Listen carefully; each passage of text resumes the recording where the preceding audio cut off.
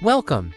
In this video, we'll guide you on how to properly demonstrate the sales kit to customers. As you watch, make sure to take down notes on the key steps and techniques since this will help you deliver a clear, confident, and effective presentation. Let's get started! Hello, good afternoon po. So, meron tayo ditong isang unit po and then papakita ko lang po yung sales kit po namin. So, ito po yung sales kit namin. Buksan ko lang po. So, ito yung sample ng sales kit na tinatawag namin, which is ito po yung mga basic results nung nag-render kami ng mga application, like dito kay Virtual Assistant, Basic Video Editor, and then Multitasking. Ayan. Buksan ko lang po ito para makita natin yung laman kung ano po ba yung mga result na sinasabi ko po sa inyo. Simulan natin dito kay Virtual Assistant. Kay Virtual Assistant, makikita nyo po dito yung performance, memory, storage, display, and body, and MS Office. So, basically po, ito yung mga units natin. Then, ito yung mga advantage na naka-highlight po sa kanila.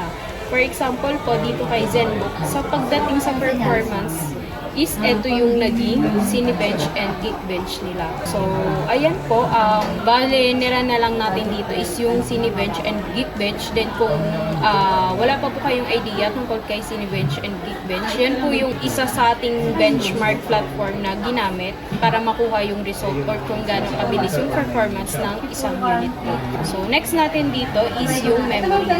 So, sa memory naman po makikita nyo, lahat ng unit po natin is naka-highlight po siya for 16GB RAM. So, sa 16GB RAM, ito po is for multitasking. Sa RAM po, showdown po siya. Ito po yung mga application na nira natin. So, Product Sheet, Batman, Google Sheets, at madami pang iba. Compare natin siya sa 8GB. So, sa 16GB is meron pa tayong available na 6.9GB. Habang kay 8GB is 900MB na lang siya. Kung kaya't meron siyang high risk, slowdown, and slattering. Kumbaga, kapag bumaba na siya ng around gigabyte, is nagiging high risk na siya. So, yan po yung nagkakos ng lag. So, meron din tayo ditong sa storage. Ayan. So, familiar naman si storage natin kasi kapag mas mataas yung storage natin, the more tayo makakapag-save ng files and the more tayo makakapag-performance-based din po. So, ayan. Sa 1TB compared na sa 512, halos dinoble yung files ni 512 dito sa ating 1TB. Ayan. So, yan po yung mga basic sample po natin. Then, pagdating naman sa display, ayan siya. So, si Asus din naman po is OLED na siya. Kaya naman, meron siyang color accuracy and then yung ating blue na colors. Kumbaga, hina-highlight niya po yung mga dark scene and then yung more realistic na image po. So, ayan. Sa body naman po is meron siyang aluminum, then Intel Evo, and then lightweight po siya. So, yan po yung kahalagahan ng naka-Intel Evo po compared sa non-Evo.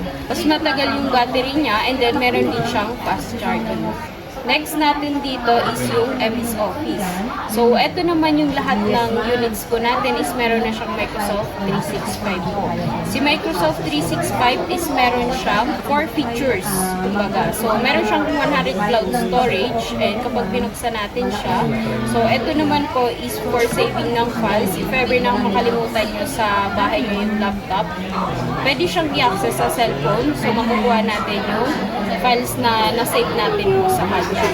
Pangalawa is meron siyang Copilot, which is sa tulong ng PowerPoint, meron na tayong makakagawa na tayo ng instant access through PowerPoint po. So, katulad nito ni Dinosaur, i-generate niya na lang po. Then, yung pangatlo po is meron siyang Publisher. So, si Publisher po is meron siyang format, which is etong mga calling card, invitation card, and then yung mga flyers po natin. So, less hassle na po kasi i-edit na lang po natin siya and then save. So, yan po yung magiging result niya. Ayan, katulad ni calling card, flyer, and publisher.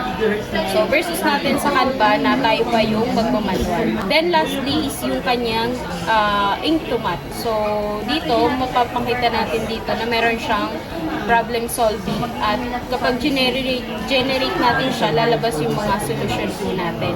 So, ganun po siya kadaling gamitin. Ayan, isa din po itong si Microsoft 365 sa updated na version ng Microsoft.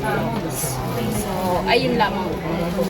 If you have questions, you may coordinate directly with your trainer. Thank you.